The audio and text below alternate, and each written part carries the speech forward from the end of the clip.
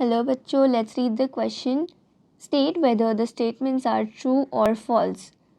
A mutation that visibly changes chromosome structure is known as chromosomal aberration. So यहाँ हमारा जो की concept use होने वाला है वो है क्रोमोसोमल एबरेशन. सो क्रोमोसोमल एबरेशन क्या होता है? Basically, any changes in the structure or number of chromosomes is called as chromosomal aberrations. मतलब क्रोमोसोम के स्ट्रक्चर या नंबर में कोई भी चेंज होगा तो हम उसे कहेंगे क्रोमोसोमल एबरेशन. अब जो न्यूमेरिकल मतलब नंबर वाला एबरेशन होता है उसे हम कहते हैं अन्यूप्लॉइडीज. मतलब जो क्रोमोसोम नंबर है वो 46 नहीं होगा, 46 से ज़्यादा होगा या कम होगा. For example Down syndrome. Down syndrome में क्या होता है? There is trisomy of 21st chromosome. मतलब टोटल क्रोमोसोम्स होते हैं 47, एक एक्स्ट्रा क्रोमोसोम कॉपी होता है ऑफ 21st क्रोमोसोम. सो ये एक अन्यूप्लॉइडी का एग्जाम्पल है.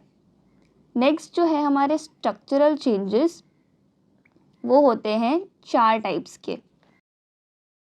Deletion, duplication, inversion and translocation. So deletion कब होता है?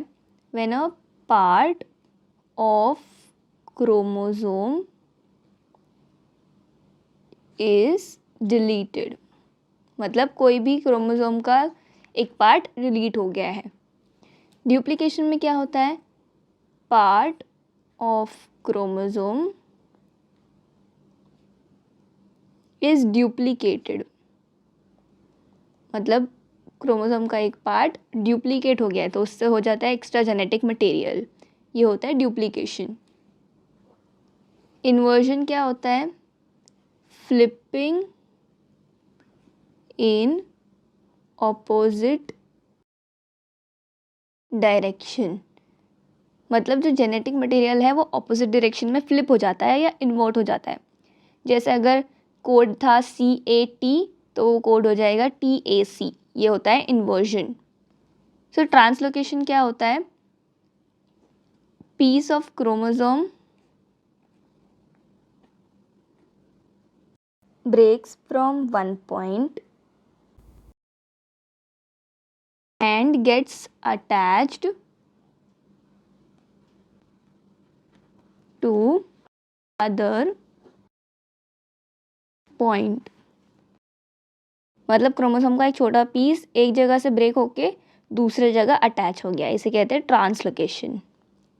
अब क्या होता है, ये जो स्ट्रक्चरल चेंजेस होते हैं वो नॉर्मली विजिबल नहीं होते, पर अगर हमने कैरियोटाइपिंग की तो हम स्ट्रक्चरल क्रोमोसोमल एबरेशंस देख सकते हैं. कैरियोटाइपिंग क्या होता है? It is a process of pairing and ordering all chromosomes. मतलब हम हर क्रोमोसोम को लाइन से पेयर्स में और ऑर्डर्स में अरेंज करते हैं, तो इसमें हम स्ट्रक्चरल क्रोमोसोमल एबरेशंस देख सकते हैं. अब हम हमारा स्टेटमेंट पढ़ते हैं. A mutation that visibly changes chromosome structure is known as chromosomal aberration.